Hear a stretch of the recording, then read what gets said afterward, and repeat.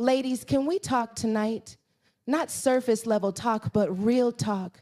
The kind that touches the places in your soul you don't always let people see, because I know some of you have been there.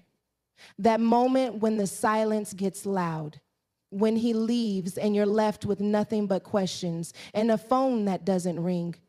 But then he comes back. And if you're not careful, you'll think his return is confirmation of your worth. You'll think it means you're finally enough. But sis, what if I told you that his return doesn't validate you? It exposes him. It reveals what your healing, your growth, your peace did in his absence. Leshan, we got to talk about this not just from a relationship perspective, but from a spiritual one, because sometimes when people walk away, it's not rejection, it's redirection. And when they come back, it's not always a blessing. It might just be a test. But I came to remind somebody tonight, you are not the woman you used to be when he left. When someone walks away from you, especially someone you care deeply for, it's natural to go through a whirlwind of emotions, confusion, sadness, anger, and that unspoken but deeply felt question, was I not enough? We start measuring our worth through the lens of someone else's departure. We replay conversations, dissect every message, overanalyze every silence, and wonder what we could have done differently. And when that person comes back after a season of no contact, it's easy to mistake their return as proof that we've somehow won their attention back, their interest, maybe even their love.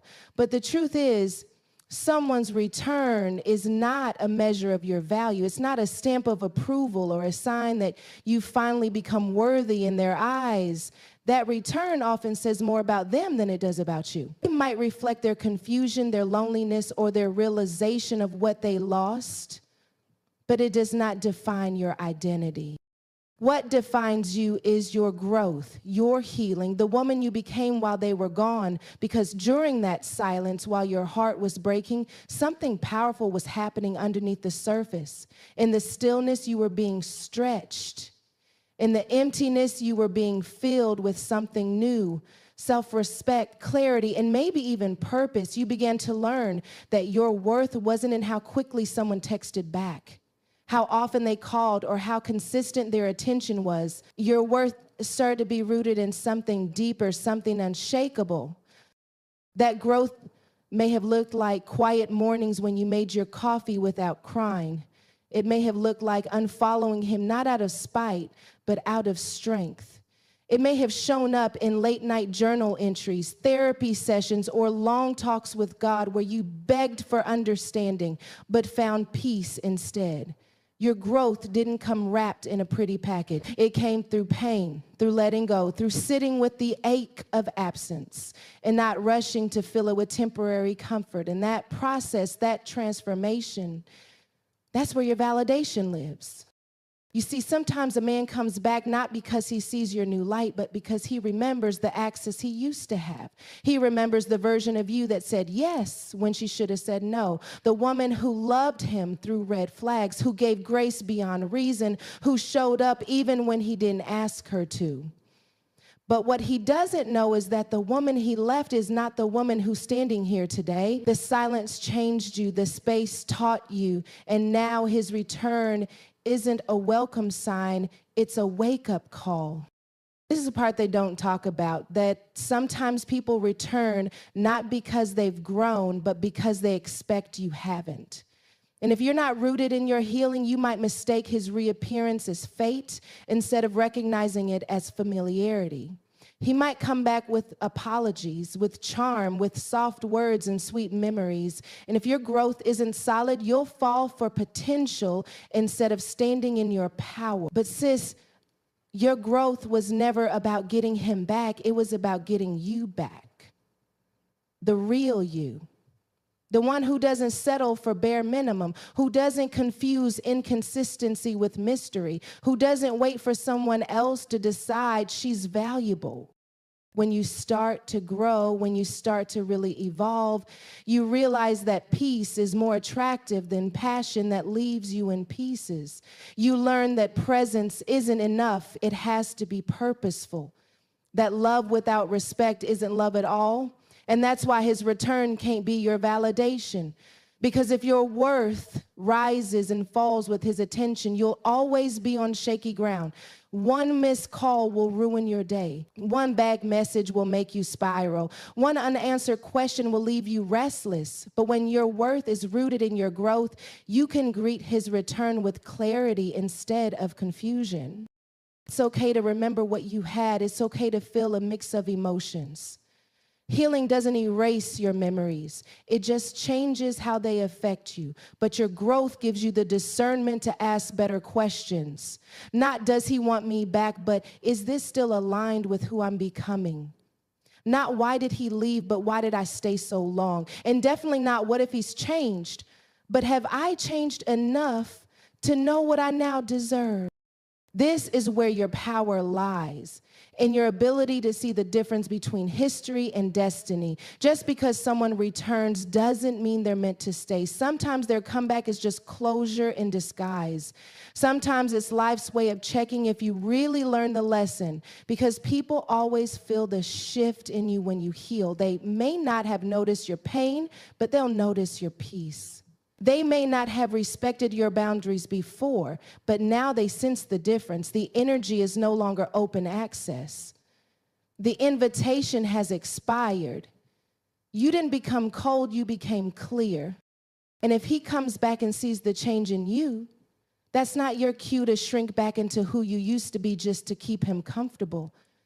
That's your cue to stand tall in your transformation, because you didn't go through all that heartbreak, all that soul searching just to go back to square one. You didn't fight through your loneliness just to trade it in for confusion again. You didn't spend nights praying for direction just to end up in the same cycle with the same person.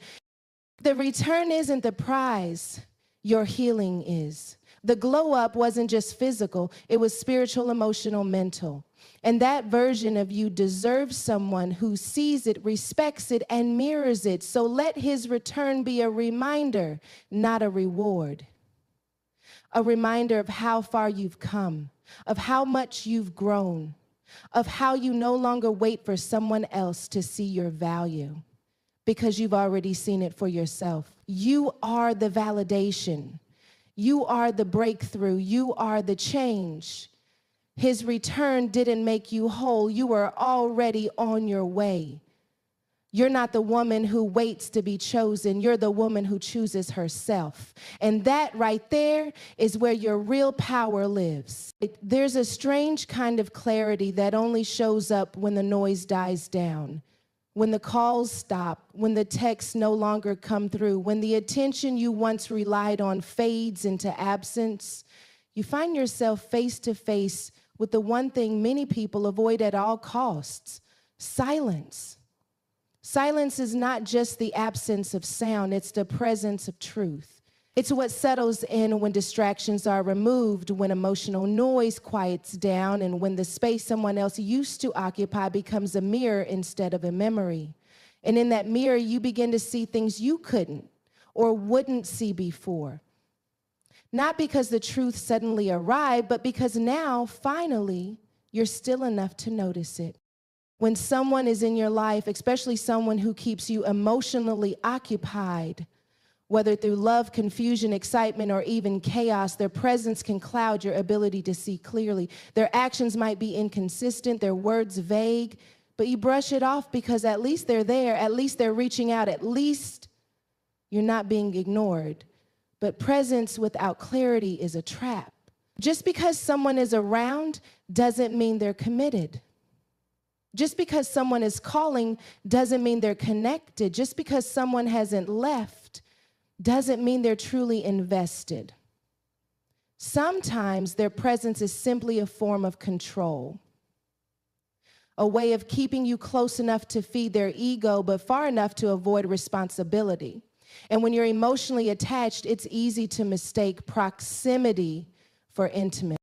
But when they go silent, when the messages stop and the presence fades, what's left is you, just you, your thoughts, and the reality that had been trying to reach you all along.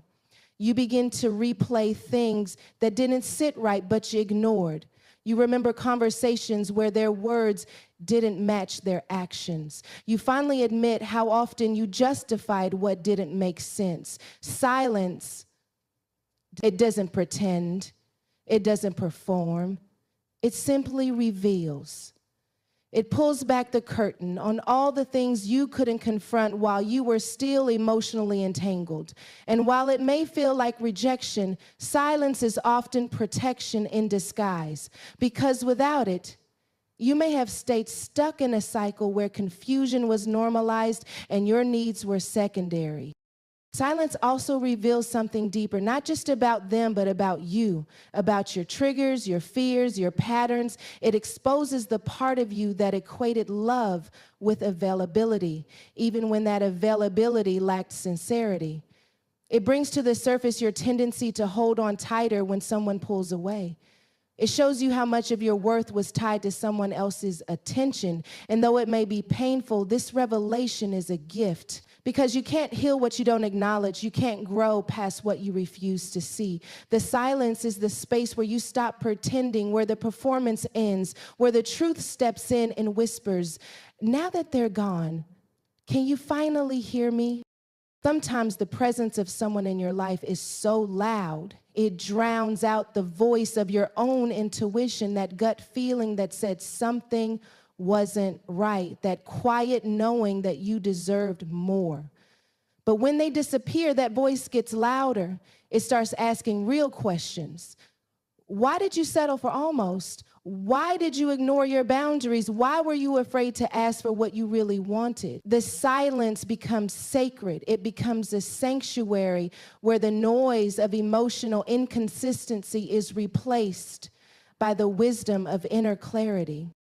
You start to see patterns. You realize it wasn't just about him. It was about your relationship with yourself. Because if someone could keep you in confusion that long, if someone could disappear and reappear and still have access to your heart, there's a deeper issue to confront. And that confrontation doesn't happen in noise.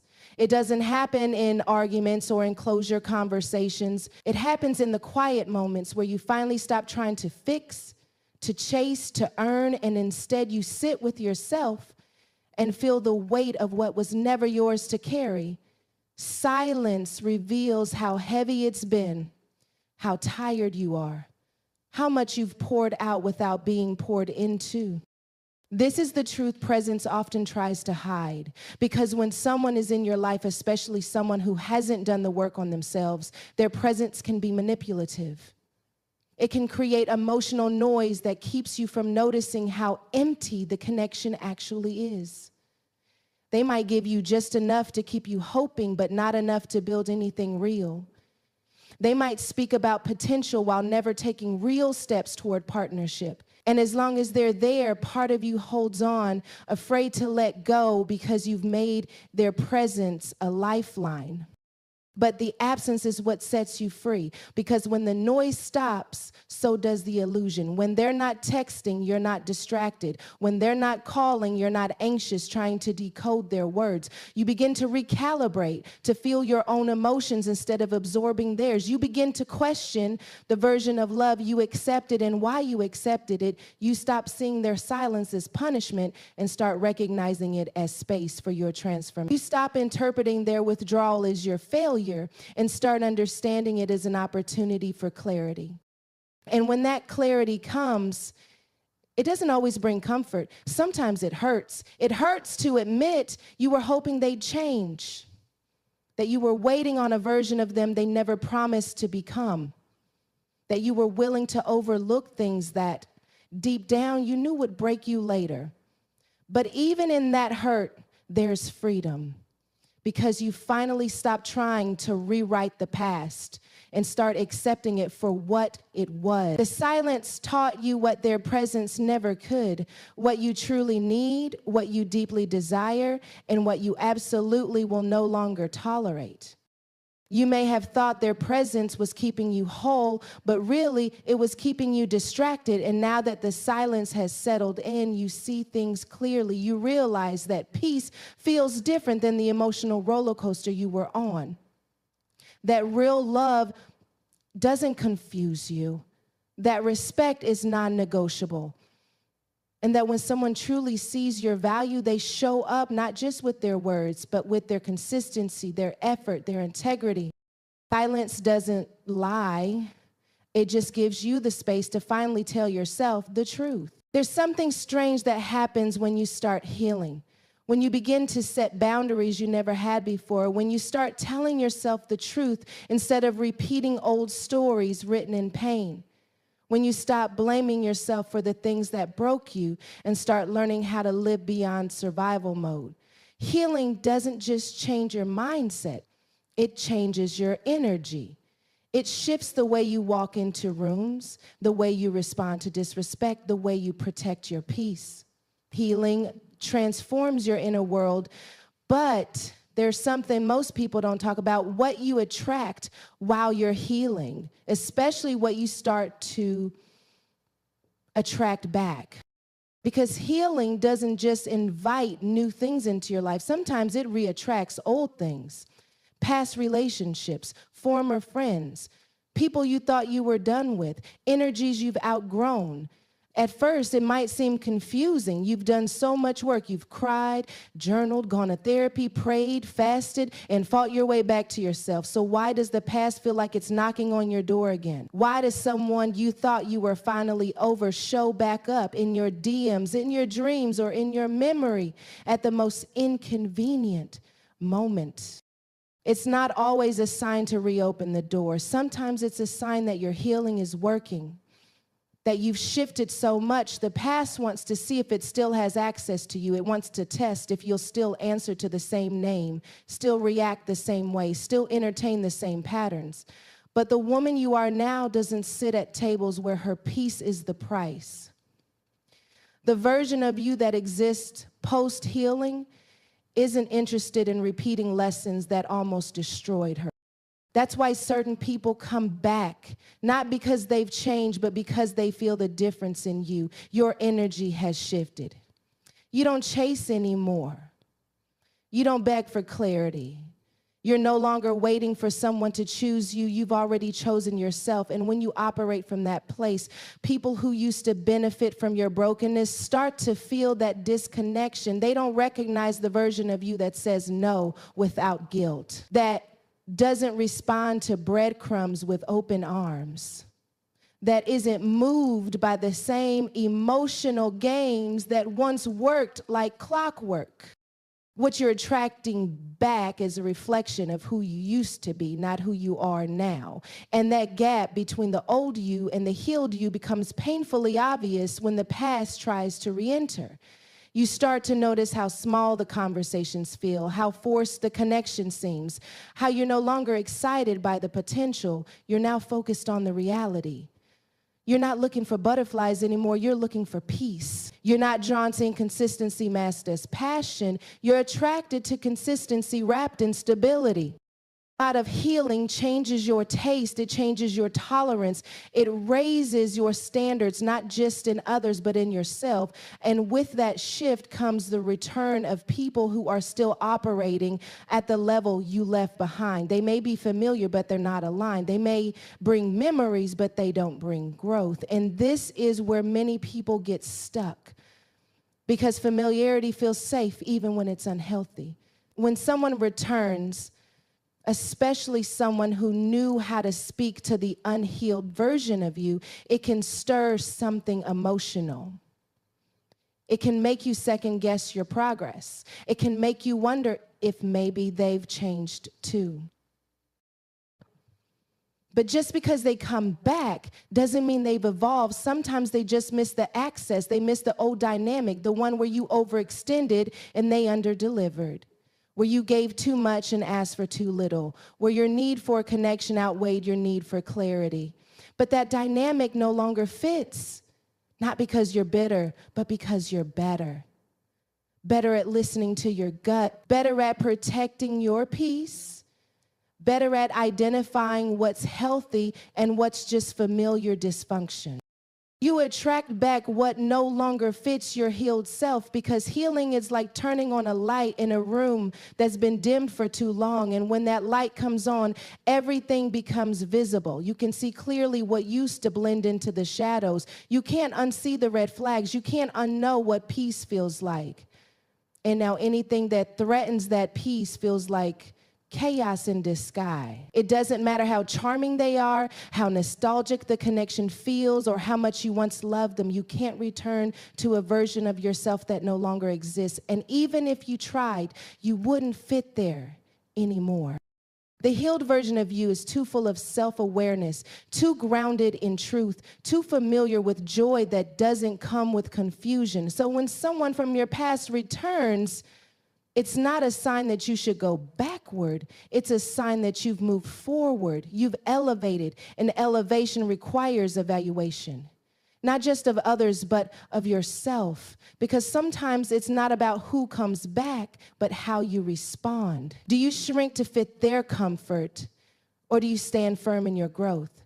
Do you compromise to rekindle the past, or do you honor the woman you fought so hard to become?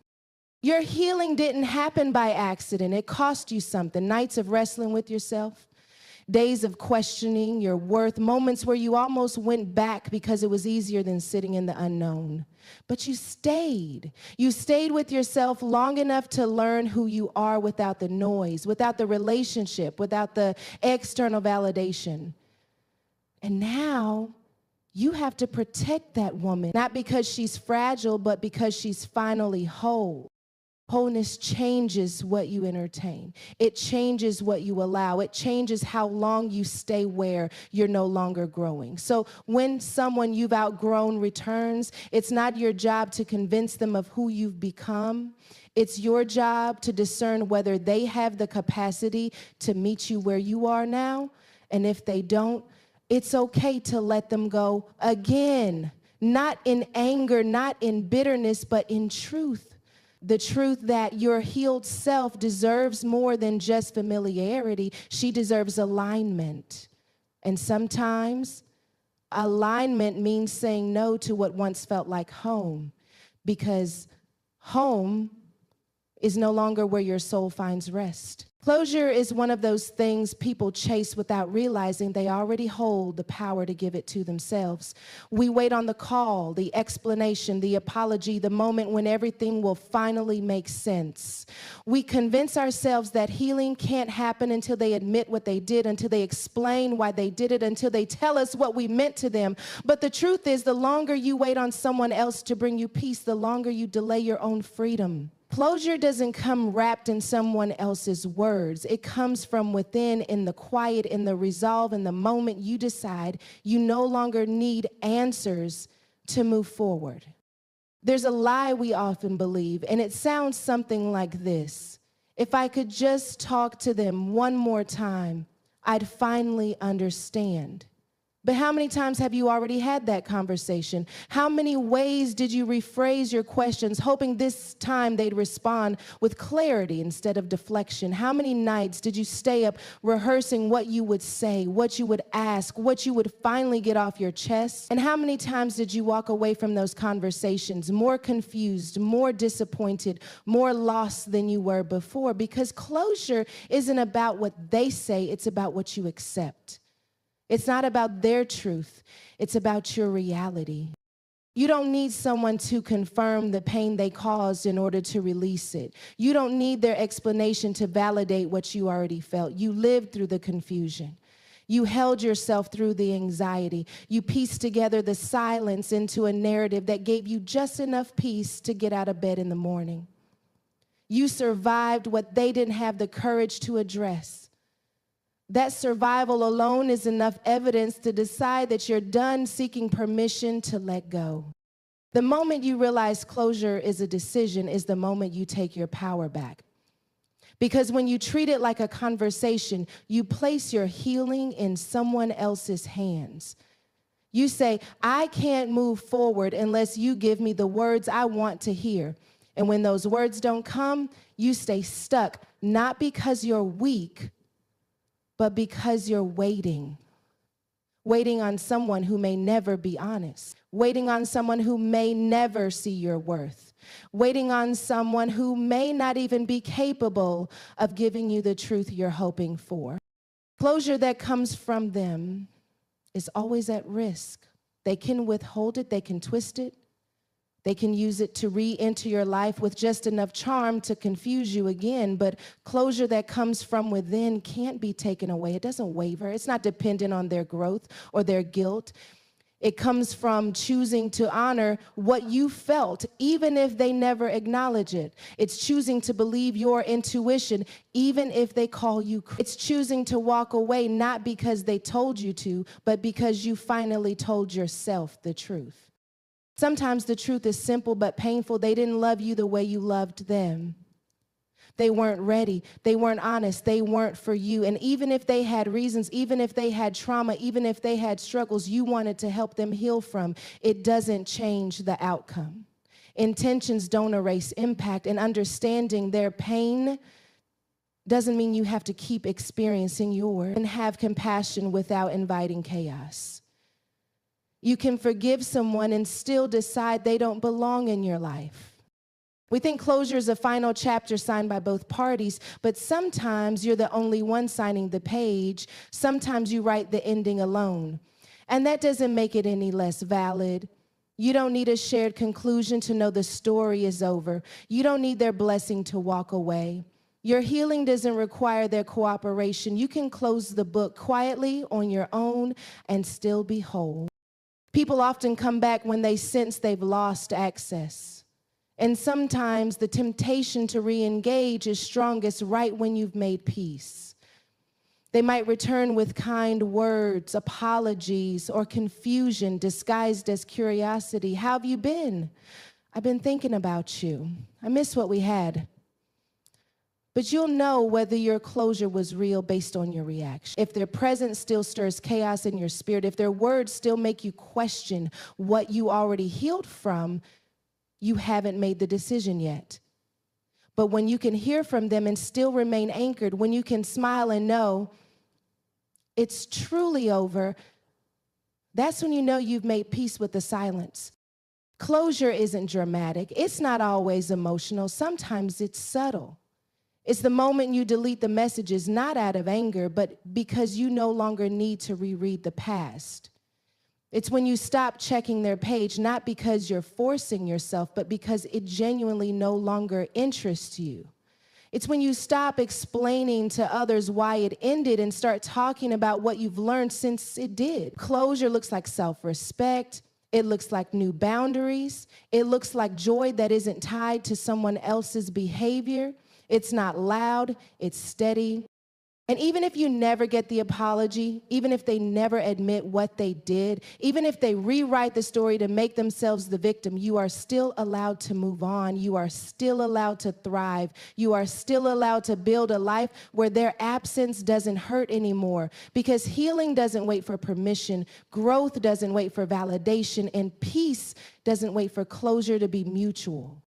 Closure as a decision means you wake up one day and realize you're done asking for explanations that will never satisfy you. You're done analyzing words that were never meant to bring clarity. You're done making someone else the gatekeeper of your peace. You give yourself permission to be free, to be healed, to be whole, even without their participation. You are not broken because they never gave you the ending you hoped for. You are not unworthy because they couldn't see your value. You are not stuck because they walked away without warning. You are powerful because you decided not to wait. You chose yourself when they wouldn't. You created your own ending, and in that ending, you found your beginning.